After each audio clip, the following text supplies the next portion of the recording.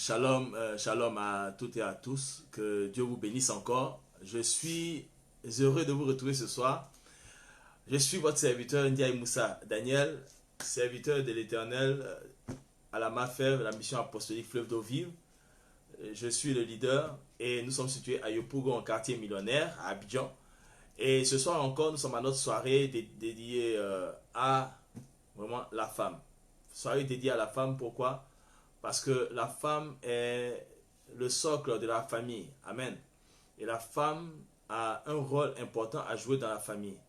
C'est vrai que un moment nous avons parlé des couples, mais aujourd'hui il est important que nous revenions sur certaines choses. Amen. Et ce jour, le Seigneur voudrait que je parle de la femme. Amen. Et la femme, et non seulement la femme, mais ce qu'elle a en sa possession qui fait d'elle une personne spéciale et particulière. Alors donc, connectez-vous pendant que vous invitez vos amis, vous invitez vos frères et sœurs, vous invitez une femme qui a certainement besoin, une femme qui travaille de moments difficiles dans son couple, dans son ménage, certainement une femme qui est en train de chercher à reconquérir son mari et autres. Invitez des personnes, connectez-vous et on va commencer dans quelques minutes. Amen. Que Dieu vous bénisse. On va mettre la musique en attendant, ok? Nous allons écouter un peu de musique en attendant. Mais nous croyons que Dieu nous fera du bien ce soir. Amen. Alors, je vous rappelle que nous sommes encore là avec vous ce soir parce que nous voulons partager des moments intenses avec vous. Amen. Yes.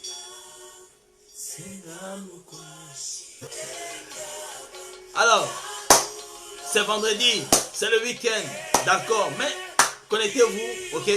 Parce qu'une femme aujourd'hui va recevoir une parole qui lui donnera d'aller de l'avant, de se relever, de ne pas se voir battue. Quand il dit battue, en fait, sur un terrain bien précis. Qu'elle ne soit pas défaite. Amen. Une femme doit se lever aujourd'hui. Une femme doit triompher aujourd'hui. Une femme doit prendre le contrôle, reprendre le contrôle de sa maison. Amen. Alors, connectez-vous. Je vous attends. Amen.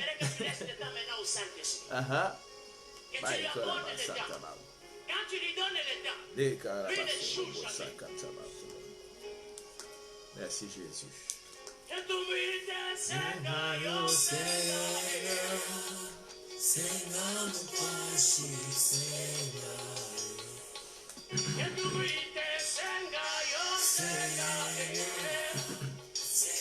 Alors, ceux qui nous rejoignent, je vous salue encore dans le nom de Jésus-Christ Nazareth, notre Seigneur et Sauveur personnel. Effectivement, ce soir, nous avons pour thème l'arme fatale de la femme. Amen. Et je sais que Dieu va faire quelque chose d'extraordinaire. Amen. Amen. Tu as besoin d'un miracle quelque part. Alléluia.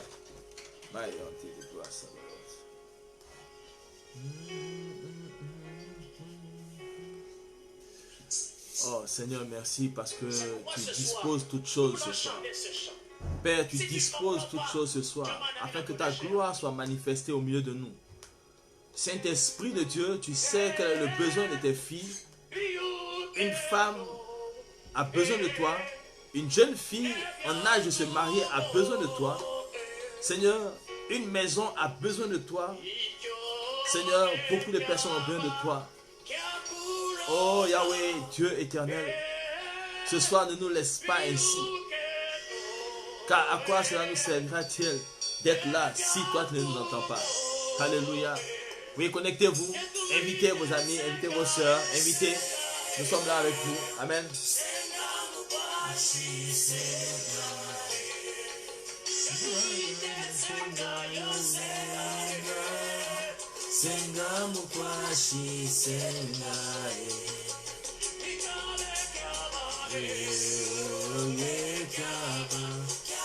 Je n'ai aucun droit sur cette musique. Hein. C'est le pasteur Joël Kaboué qui est en train de chanter Senga. Ok, qui parle du Saint-Esprit. C'est le Saint-Esprit consolateur qui l'invite dans la vie de chacun. Amen.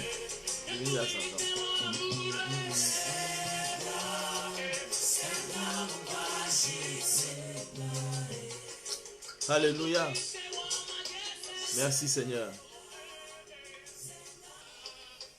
Alors, si je parle de l'arme fatale de la femme, alors je vous salue encore. Hein. Oui, pour vous qui me rejoignez maintenant, qui nous rejoignez, je vous salue encore. Et je sais que quelque chose va se passer. Amen. Alors, donc je suis en train de dire que il était important au départ de parler des couples. afin que l'on sache que l'Église ne peut pas vivre si les familles ne vivent pas.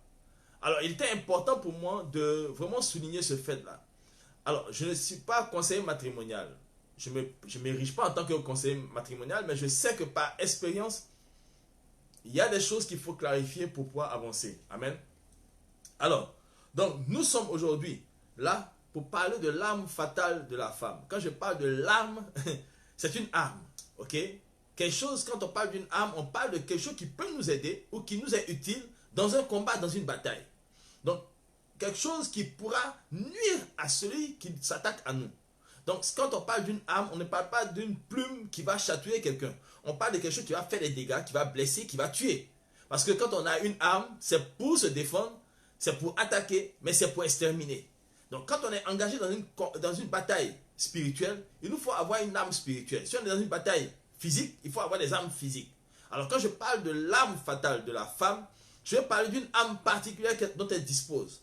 Mais est-ce que la femme sait ce dont elle dispose? Amen.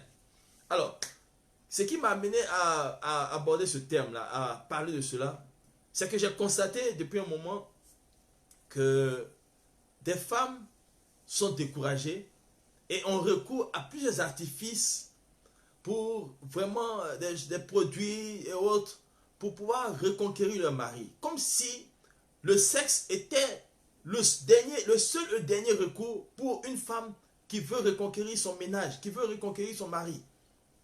Et du coup, je me dis, mais est-ce qu'elles savent dans quoi elles s'embarquent? Aujourd'hui, il y a beaucoup de choses qui se font, mais qui n'ont pas leur raison d'être dans l'église de Dieu. Amen. Et ça, j'en assume pleinement les propos que je tiens. Il y a des choses qui ne doivent pas se faire en tant que chrétien. Pour ne pas dire en tant que chrétienne. Amen. Nous sommes sortis, nous étions dans le monde, nous étions dans la perversion. Nous sommes sortis du monde, nous ne sommes pas censés être dans la perversion. Quand bien nous disons, ok, on n'est plus copain, copine, mais on devient femme et mari, époux et épouse, voilà, conjoint. Ce n'est pas de ça qu'il est question. Il faut comprendre que ce que tu fais, qui est mal dans le monde, tu viens déporter ça dans le couple, c'est toujours mal. Amen. Parce que je ne pense pas que ce qu'on dit interdit, prohibé, même dans le monde, on dit cet acte sexuel-là est interdit. Tu vas dire non, comme je me suis marié, maintenant c'est permis. Non. Il faut comprendre les choses, il faut situer les choses. Ok? On a assisté dans ces dernières années-là un boom de perversion dans le milieu chrétien. Surtout au niveau des femmes mariées. Je ne parle pas des célibataires. Qu'est-ce qu'il faut utiliser? Quelles sont les phases qu'il faut faire? Les positions, ça parle. Et on descend dans la vulgarité à tel point qu'on se pose des questions. Est-ce que ce sont des chrétiennes qui parlent? Oui, on me dira, je suis trop spirituel. Mais vous allez comprendre pourquoi il faut être spirituel. Parce que vous pensez que quand on parle ainsi, on est tellement spirituel qu'on n'est pas au contact ou au fait des choses de la nature. On n'est pas sur terre. Mais vous allez comprendre ce que je vais vous dire. Amen. Je vais vous répondre. Il n'y a pas de problème pour ça. Je suis tranquille et j'assume ce que je dis. Ce sont mes propos à moi. Ce n'est pas les propos de quelqu'un que je prends pour parler. Amen. Alors, on va faire la lecture. On va partir dans la Bible d'abord. On va prendre appui sur la Bible. Dans le livre de 1 Samuel, chapitre 1. Amen. À partir du verset... comment dirais-je? À partir du verset 1, on va faire... Bon, mais je vais sauter les passages parce que c'est l'histoire de Anne, la mère du prophète Samuel. Ok? Alors, la Bible nous dit quoi? Il y avait un homme de Ramathaïm, Sophim, de la montagne d'Éphraïm, nommé Elkana, fils de Joram, fils d'Eliou, fils de Tohu, fils de Souf, Éphratien. Il avait deux femmes, dont l'une s'appelait Anne et l'autre Pénina. Pénina avait des enfants, mais Anne n'en avait point. Chaque année, cet homme montait de sa ville à Silo pour se prosterner devant l'Éternel des armées et pour lui offrir des sacrifices. Là se trouvaient les deux fils d'Élie, Ophni et Phinehas, sacrificateurs de l'Éternel. Le jour où Elkana offrait son sacrifice, il donnait des portions à Pénina, sa femme, et à tous les fils et à toutes les filles qu'il avait d'elle. Donc, ils étaient certainement nombreux comme enfants.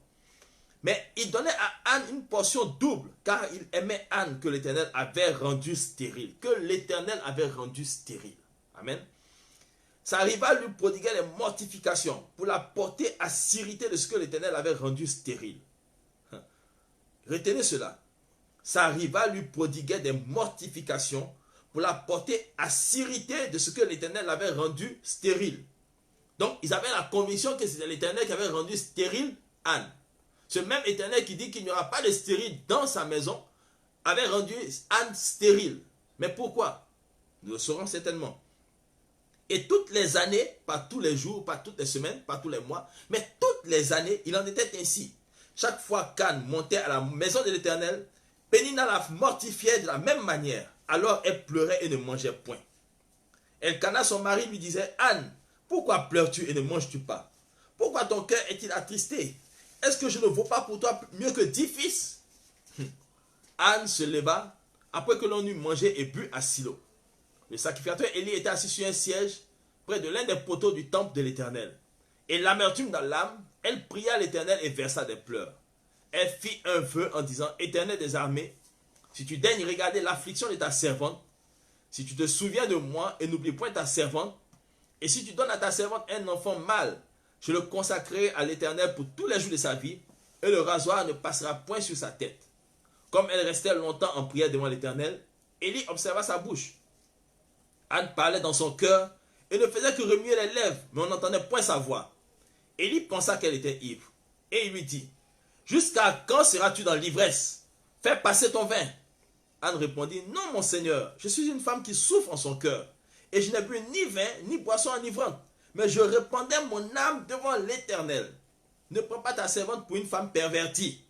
Ne prends pas ta servante pour une femme pervertie, car c'est l'excès de ma douleur et de mon chagrin qui m'a fait parler jusqu'à présent. » Élie reprit la parole et dit, « Va en paix, et que le Dieu d'Israël exauce la prière que tu lui as adressée. » Elle dit, « Que ta servante trouve grâce à tes yeux. » Et cette femme s'en alla, elle mangea et son visage ne fut plus le même. Amen. Alors, cette histoire, comme je m'adresse aux femmes chrétiennes, aujourd'hui je m'adresse aux femmes chrétiennes d'abord. Ok?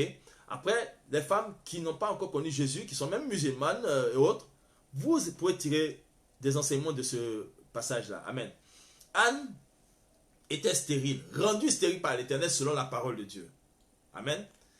Et sa rivale la mortifiait. C'est-à-dire qu'elle lui causait des peines qui pourraient conduire à la mort. Quand on dit les mortifications, c'est des choses qui étaient douloureuses, qui pourraient conduire même à la mort. Donc Anne était toujours en train de gémir parce que sa rivale était en train de lui créer ces problèmes-là. Et sa rivale, qu'est-ce qu'elle faisait? Quand Anne partait prier, c'est en ce moment-là même qu'elle montait Anne, elle poussait Anne à s'énerver, à s'irriter contre qui? Contre l'Éternel. Amen. Mais Anne n'a pas écouté sa rivale. Anne, elle est montée vers Dieu, elle est allée prier. Amen. Alors, de nos jours, on dirait, c'est certainement sa belle-mère qui l'a rendue stérile. On va dire, c'est sa rivale qui est partie voir un marabout, un féticheur pour la rendre stérile. Mais Anne, elle savait qu'elle n'avait pas affaire à sa rivale, elle n'avait pas affaire à son mari, elle avait qu'affaire à Dieu. Et l'action de Pénina, sa rivale, ressemble très bien à l'action de la femme de Job, qui a dit à Job, maudit Dieu et meurs. Mais Job savait que ça venait de Dieu ce qui se passait. Amen. Mais elle dit, maudit Dieu et meurt. Là, Pénina, elle attend quand Anne monte pour aller prier. C'est maintenant qu'elle va toujours harceler. Pour que Anne aussi se fâche contre Dieu, se plaigne de Dieu et même maudisse Dieu. Mais Anne n'a pas regardé à cela. Aujourd'hui, dans les couples, il y a beaucoup de problèmes. Il n'y a pas un ménage qui ne connaît pas des problèmes. Mais il y a des problèmes, on ne sait pas si c'est né en même temps avec le mariage, on ne comprend pas. Il y a tout le temps des problèmes, tout le temps des problèmes. Alors, la femme, non, mon mari, il sort, il a des filles, il a des copines, tout ça. Alors, les premiers conseils qu'on donne maintenant, c'est, avant on disait, il faut prier. Elle dit, je prie, il n'y a rien. On dit, non, c'est parce que tu ne fais pas les bonnes phases. Donc, il faut faire les techniques donc, on va dans la sexualité là. Il faut faire les techniques, des phases. Il faut prendre telle chose, il faut faire telle chose, il faut faire comme ceci, il faut faire comme cela. Donc, finalement, elle se dit, ok. Donc, on dit, il y a des produits qu'on vend. Il faut utiliser ces produits-là. Mais quand on regarde les produits dont on parle, les gens pensent que les produits traditionnels et les produits modernes, il y a une différence. Non, il n'y a pas de différence. Hein. Dans la conception, il n'y a pas de différence parce qu'il y a quelque chose qu'on met là-dedans. Amen. Alors, les filles qui viennent prendre vos maris, ces filles-là ne viennent pas seulement avec le sexe. Non, non, non, elles ne viennent pas avec leur sexe. Vous allez comprendre pourquoi j'ai dit c'est très spirituel. Donc, si vous dites que quand nous parlons, nous sommes trop spirituels, alors vous allez comprendre pourquoi nous devons être très et trop spirituels dans ce combat-là. Parce que c'est un combat qui est engagé. Quand on est marié, on respecte l'institution divine. Alors, qu'est-ce qui va se passer? Une femme vient rentrer là-dedans. Elle vient faire quoi? Elle vient parce qu'elle veut prendre la place de celle qui est là. Celle qui a été choisie par l'homme. Celle qui a été choisie par l'homme. Et la femme, elle est avec son mari qu'elle a accepté. Parce qu'il est venu, il a dit, je te veux toi pour femme. Elle dit, oui, moi aussi, j'accepte. C'est elle qui élit plutôt son conjoint. Elle prend son conjoint. Ils sont en train de vivre leur vie. Une autre femme quitte là-bas, venir séduire le mari. On dit, non, il faut aller prendre tel encens. Il faut faire telle chose. Mettre telle pommade. Fais ceci, fais cela. Fais ceci, fais cela. Vous savez, ces derniers temps, dans les groupes, sur les réseaux sociaux, il y a eu le brassage des cultures. Amen. Il y a eu le brassage des cultures. Donc, quand on prend les malinqués, donc on prend du Sénégal, on passe au Sénégal, Mali, Guinée et autres, donc les parties là, on dit, ah, ce sont les femmes là qui aiment qui arrivent à détourner, mélanger la tête des hommes, comme on dit. Donc, on s'est dit quoi? Il faut qu'on trouve quel est leur secret. Alors, on va aller trouver les secrets de ces femmes-là. On va aller chercher le secret de ces femmes-là pour pouvoir maintenir nos maris aussi. Et les hommes, quand ils tombent sur ces femmes-là, hop, là, parce que c'est quelque chose, ils ne sont pas habitués à cela, hop, ils sont envoûtés. Amen. Alors, eux aussi, ils s'en vont. Donc, on dit, bon, si elle a pu prendre mon mari, c'est qu'elle a son secret. Son secret son secret, je dois le découvrir. Comment elle a fait pour prendre mon mari? Et c'est en cela que même une fois au Gabon, un temps au Gabon, les Gabonais au commencement disaient, excusez-moi mes soeurs femmes sénégalaises, mais c'était ce qui se passait. Oh, la femme sénégalaise, le petit pagne là, la femme sénégalaise, le petit pagne. Donc, du coup, c'est quoi le petit pagne? Tout le monde veut découvrir c'est quoi le petit pagne de la femme. Bon, amen. Je sais qu'il y a des questions qui ont refusé. Non, au lieu de ne répondre pas à des questions, je vais vous parler simplement. Amen. Alors, donc, il y a les encens, il y a les perles, on met au rein, il y a tout ça. C'est que les gens dans les zones forestières ne connaissaient pas. Ok? Il y a des choses que les gens dans les zones forestières connaissent. Mais il y a des choses qu'elles ne connaissent pas. Ces femmes-là ne connaissent pas. Donc, elles trouvent que, comme c'est ce qu'elles font pour prendre nos maris, nous aussi on va aller voir là-dedans. Mais elles ne savent pas une chose. Vous pensez que les filles là viennent comme ça vers vos maris simplement? Non. Elles ne viennent pas avec des tenues sexy. Elles ne viennent pas avec leur sexe seulement comme ça. Non, elles viennent avec d'abord un esprit. Voilà pourquoi je vous dis, si vous n'êtes pas spirituel, vous allez tomber dans un piège. Vous voulez combattre un ennemi. Vous allez sur son terrain, vous allez dans son camp, vous prenez ces mêmes armes. Mais vous prenez ces armes avec ces esprits qui sont dans ces armes. Et vous venez mettre ça dans votre maison. Mais vous mettez le piège même, c'est-à-dire que le poison même rentre dans votre maison. Vous introduisez le serpent dans votre maison. Et vous dites que mon mariage doit être sauvé. Mais est-ce que le sexe, ça change le caractère de l'homme? Dites-moi. Si votre mari est arrogant, vous pensez que c'est parce que vous faites toutes les positions qu'il ne va plus être arrogant? S'il y a un esprit qui le fatigue, il est impoli, vous pensez que c'est le sexe qui va le rendre poli? Le sexe ne rend pas poli quelqu'un. Si c'était ça, les femmes prostituées seraient toutes mariées. Il n'y aurait même pas de prostituées parce que tout le monde serait avec elles. On ne va pas les laisser là. Donc le sexe n'est pas le dernier recours. Ce n'est pas le dernier recours. Ce n'est pas le premier recours. Le premier et le dernier recours, c'est la prière. L'arme fatale d'une femme, c'est la prière. C'est la prière. Oui, vous pouvez dire ce que vous pensez, mais je vous dis que si vous marchez dans ces choses-là, vous allez comprendre qu'il y a des choses qu'on ne fait pas. Les filles, là, elles vont voir les marabouts. Elles vont envoûter. Vous partez au marché, vous achetez les bayas, comme on dit.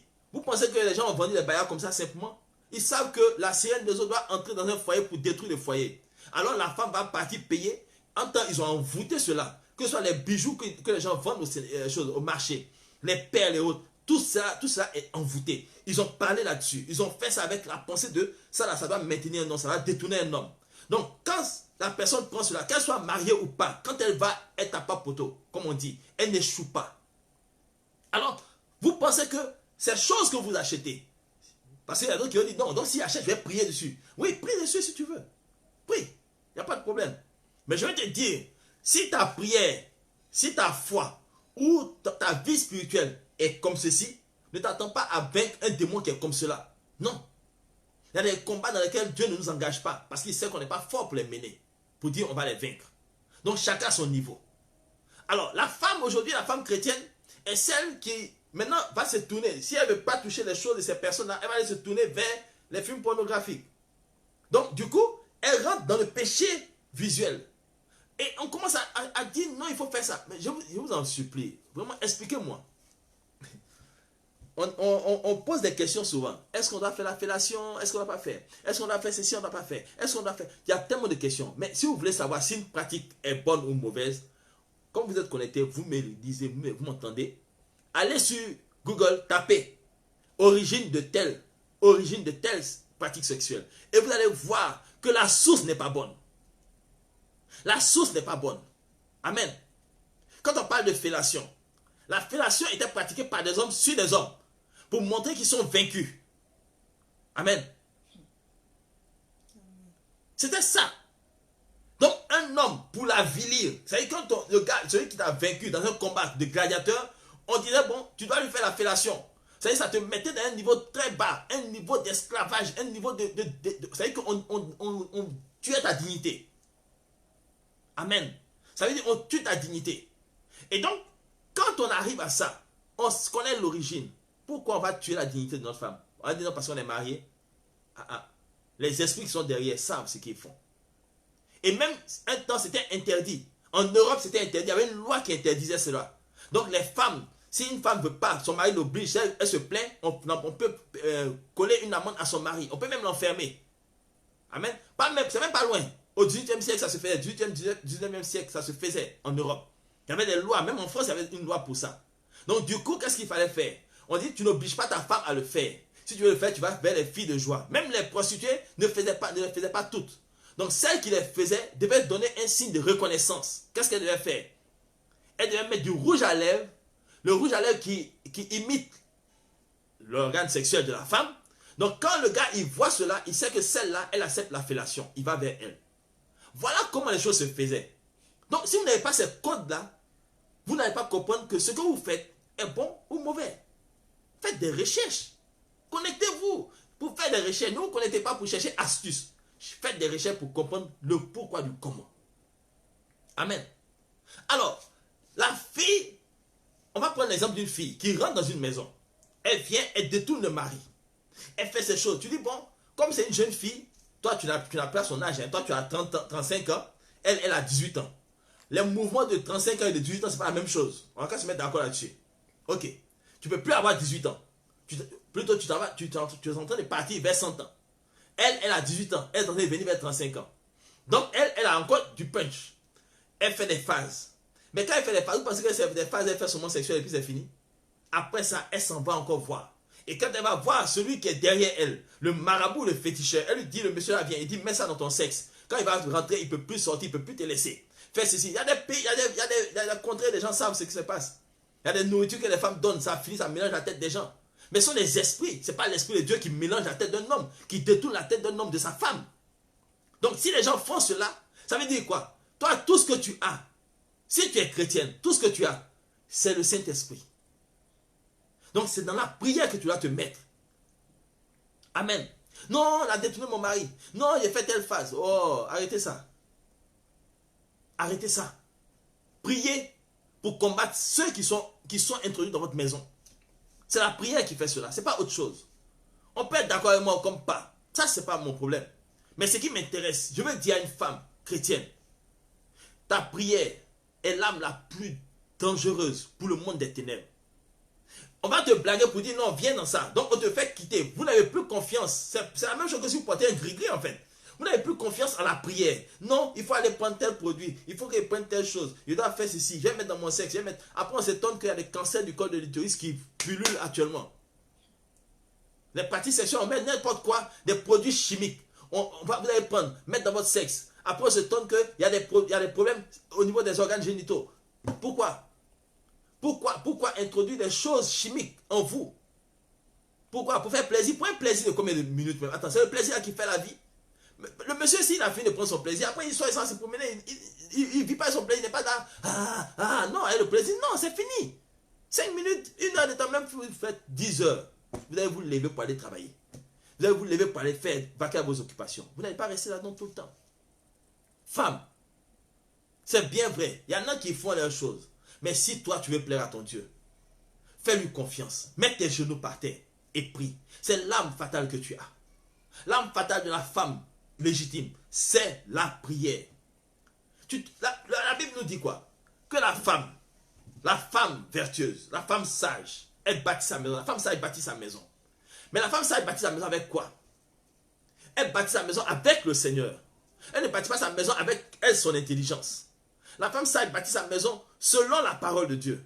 La femme sage ne bâtit pas sa maison selon les conseils des hommes qui la détournent de l'attention de Dieu, qui la détournent de la suprématie et de la puissance de Dieu. Non, tout conseil qu'on vous donne, qui met Dieu de côté, n'est pas un conseil divin.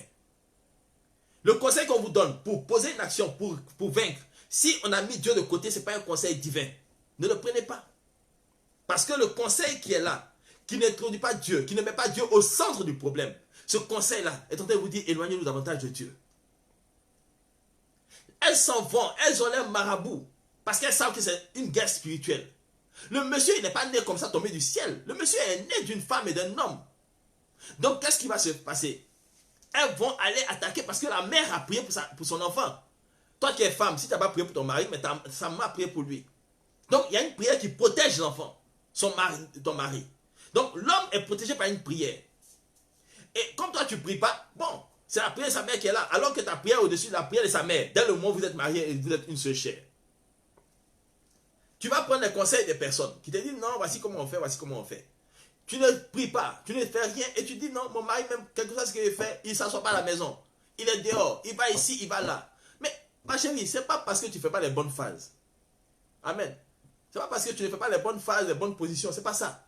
C'est parce qu'il y a un esprit qui l'oriente vers le dehors. Il y a un esprit qui le dirige vers le dehors.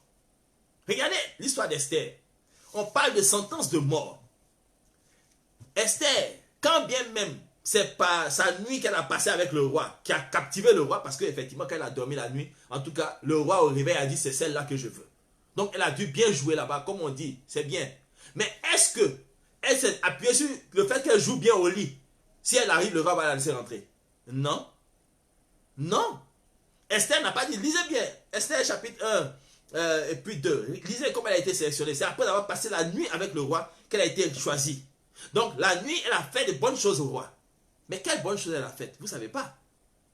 Mais si la Bible répond à elle-même dans les questions que nous nous posons sur elle, nous partons dans Esther, attendez, je vais voir, Esther chapitre 5, ok? Mais au chapitre 4, déjà, on voit qu'elle demande à son oncle de communiquer un temps de jeûne et prière pendant 3 jours, sans manger ni boire, ce qu'on appelle le jeûne d'Esther.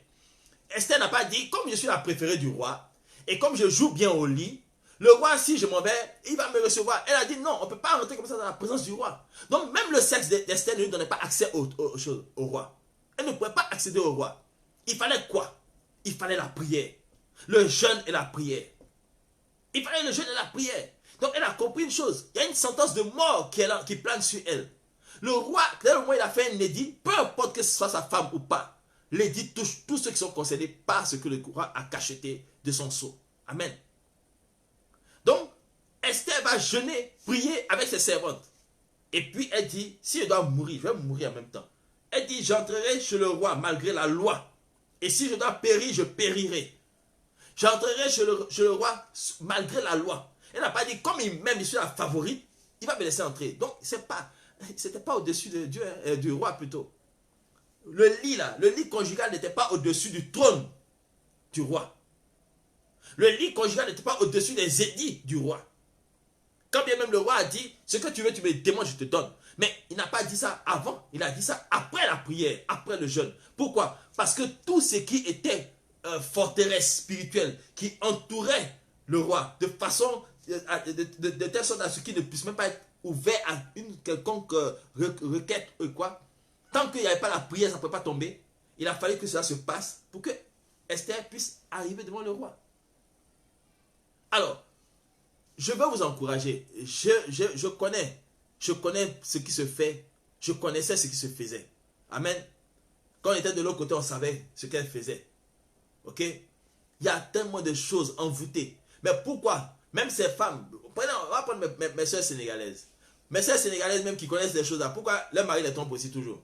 Elles ont des coépouses, tout ça. Si elle maintenait, elle n'avait pas avoir de coépouses. Elle n'avait pas avoir de coépouse. Donc, ça veut dire que chacune se travaille, chacune va voir son marabout parce que c'est une guerre spirituelle qui est engagée. Maintenant, vous êtes chrétien, On vous parle, vous dites non, vous êtes trop spirituel. Restez là. Le combat spirituel, vous allez le perdre. Vous avez perdu en même temps le combat physique. Ne priez pas. Parce que vous partez, maintenant quand vous voyez que c'est chaud, vous avez fait toutes vos faces, ça ne marche pas, vous partez voir les pasteurs. Pasteur, mon mari n'avait pas ceci. Pasteur, mon mari ceci. Pasteur, mon mari cela. Parce que quoi? Vous savez maintenant qu'il faut prier. Levez-vous dans la prière. On n'attend pas que son mari déconne pour commencer à prier. On commence à prier avant même que le mariage même soit. Pendant que tu es encore célibataire, jeune fille, tu dois prier pour fortifier l'homme que tu dois marier. Tu dois mettre des barrières autour de lui. Tu dois mettre une barricade spirituelle autour de lui. De sorte que aucune forteresse, ou plutôt aucun siège ne puisse faire tomber ce château que tu as bâti autour de lui. Amen. Quelles que soient les attaques que les femmes là vont mener contre ton mari, elles ne pourront pas vaincre. Pourquoi? Parce que tu es en train de prier. Maintenant, il y a des femmes, comme leur mari prie, elles ne prient pas. Elles pensent qu'elles sont à l'abri de tout. Non, ce n'est pas forcément qu'une femme va venir détourner ton mari. Mais toi-même, tu seras détourné de ton mari. Pourquoi? Parce que tu ne comprendras pas ce qui se passe. Tu auras des incompréhensions. Tout le temps. Et finalement, ton mariage se gâte. Et on va dire, mais la femme, elle est compliquée. Mais qu'est-ce qu'elle a? Mais parce qu'on sait qu'on ne peut pas atteindre son mari. Mais toi, comme tu es fragile spirituellement, on va t'attaquer. Comprenez? Femme, je veux parler aux femmes chrétiennes. Le sexe, ça ne sauve pas. Amen. C'est la prière qui sauve. C'est juste un accessoire pour vous permettre d'aller de l'avant. Mais sinon, ça ne sauve pas. Ça ne sauve pas. Toutes ces femmes qui disent qu'elles ont des médicaments pour attraper le mari, là, elles ont des coépouses. Comment elles ont fait pour ne pas qu'une coépouse vienne? Dites-moi. Toutes ces femmes qui vendent des médicaments dans les marchés, qui sont... Demandez-les sur quelle femme. Et on vous dit, mon mari, il a 3 femmes, il a 4 femmes. Mais quand il est avec moi, pourquoi il ne reste pas avec toi? Pourquoi il prend 2, 3, 4 femmes? Ça veut dire quoi? Chacune aussi a son marabout. Si le marabout, le féticheur est plus fort que l'autre, mais elle domine. Donc, c'est une guerre spirituelle qui est engagée. Alors, vous êtes dans une guerre spirituelle et vous partez prendre les mêmes démons qui prennent pour se combattre là, pour vous combattre, pour les mettre dans votre maison. Comment vous voulez que les choses se passent bien? Et maintenant, on voit que, quand on voit on écoute des femmes parler, on ne sait même pas si elles sont chrétiennes ou si elles sont païennes. Pourquoi? Parce que de façon insidieuse, les démons ont pris le contrôle et sont en train de pervertir toutes choses. Je le dis. Parce que j'ai vu des femmes qui ressemblaient à rien. Heureuses. Quand j'ai vu des femmes qui avaient pratiquement tout, comme il dit, pour plaire, qui n'avaient rien, qui étaient malheureuses. Ce n'est pas l'argent. Ce n'est pas la richesse. Regardez bien, mais vous me regardez. Comme un homme qui est marié avec une femme, ok? Vous avez une belle chambre, un grand lit, tout est bien. Et puis ce monsieur va courir aller rentrer dans une chambre bizarre pour aller sortir avec une femme. Est-ce que c'est le cas de là? Non. Mais pourquoi il est sorti? Pourquoi il est sorti? Malgré que tu lui donnes tout, pourquoi il est sorti?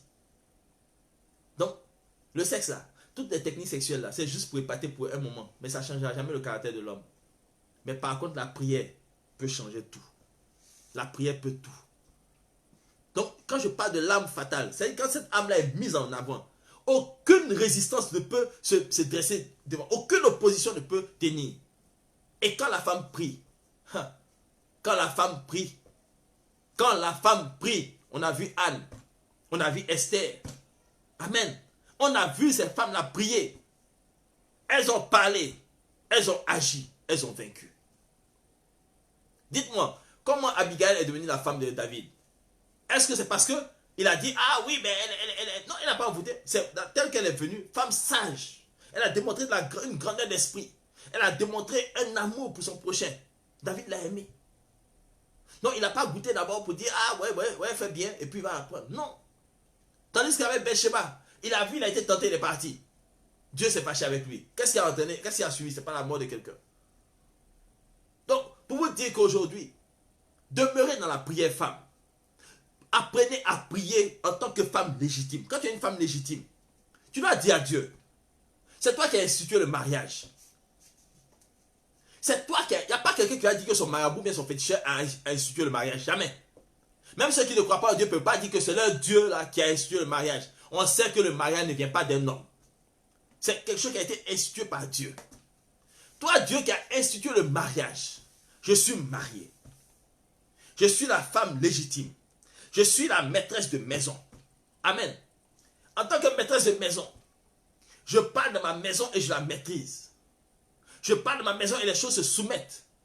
Je parle de ma maison et rien de ce qui vient du dehors ne doit prospérer dans ma maison. Si mon mari est allé dehors avec et prend des démons, à la porte, il s'arrête. Les démons s'arrêtent à la porte. Il rentre sans eux. Et il ne se couche pas dans mon lit avec ces démons. Mon mari, il va faire ceci, il va faire cela. Seigneur, ici, là, c'est ma maison. Et tu m'as donné cette maison, tu m'as établi dans cette maison. Donc c'est avec toi que je suis dans cette maison. Donc si tu laisses un démon entrer, ça veut dire que toi-même, tu n'as pas la force pour me protéger. Or, je n'espère en aucun autre qu'en toi, Seigneur. Il faut parler à ton Dieu. Revendique en tant que femme légitime. Quand tu pries, assieds-toi dans l'alliance qui est rattachée au mariage. Alléluia. Attache-toi à cela. C'est pourquoi il dit, il faut prier. Comprends que Dieu est là pour toi. Et Dieu est avec toi. Et Dieu sera toujours là pour toi. Quel que soit ce qui va se passer, c'est la prière qui va vaincre les forces des ténèbres. Parce que les démons sont toujours là. Ils sont toujours là. On les envoie dans votre maison. On les envoie dans votre maison. Vous allez payer des produits au marché avec des femmes que vous ne connaissez pas. Elles ne sont pas chrétiennes. Donc vous pensez que quand elles vont vous vendre ça, elles vont vous vendre ça avec quoi? Avec des esprits. Vous allez prier dessus. Priez dessus. Si vous n'êtes pas convaincu, laissez. Mais ce n'est pas ça qui va vaincre le mari. Ce n'est pas ça qui va vaincre le mari. Ce qui vaincra le mari, c'est la prière. Or, si tu es une femme de prière, ça veut dire que tu es une femme qui est soumise déjà. Rien à dire. Tu es une femme qui est soumise, qui marche avec le Seigneur. Amen. Alors, vraiment, je veux que tu retiennes cela. Donc, si une femme est en train de traverser des moments difficiles avec son époux, qu'elle fléchisse le genou. Prie. Parce que les techniques là, c'est juste pour... Et puis, entends, tu ne sais pas ce que l'autre fait comme pratique perverse, qui va épater le monsieur davantage. Mais s'il est porté par cela, ce sont les convoitises de la chair. Or, les convoitises de la chair sont en opposition avec les désirs de l'esprit. Alors, il faut prier pour que ton mari ait la crainte de Dieu. Ça s'appelle la main.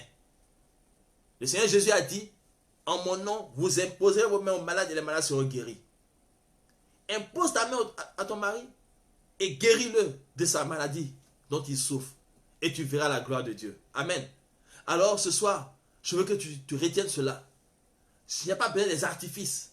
Parce que tu mettras ta confiance en des produits, en des objets. Et tu auras laissé ton Dieu derrière.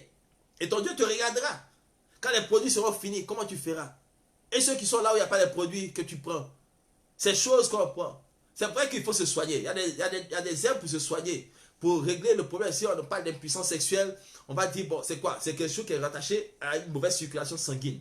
Donc, tous les produits qu'on prend, c'est pour vraiment booster la circulation sanguine, afin que la personne puisse retrouver toute sa vigueur jusque dans les organes génitaux. Amen.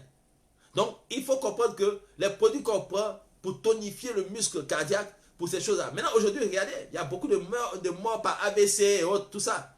Pourquoi? Parce que les gens exagèrent sur l'effort physique. Ce n'est pas la durée qui fait le mariage. Ce n'est pas ça qui fait le couple. Ce n'est pas ça qui fait le bonheur. Amen. Que Dieu vous bénisse. Que Dieu vous bénisse. Femmes, priez. Messieurs, revenez à la maison parce que vous êtes en train d'être envoûtés. Asseyez-vous et demandez au Seigneur de vous délivrer.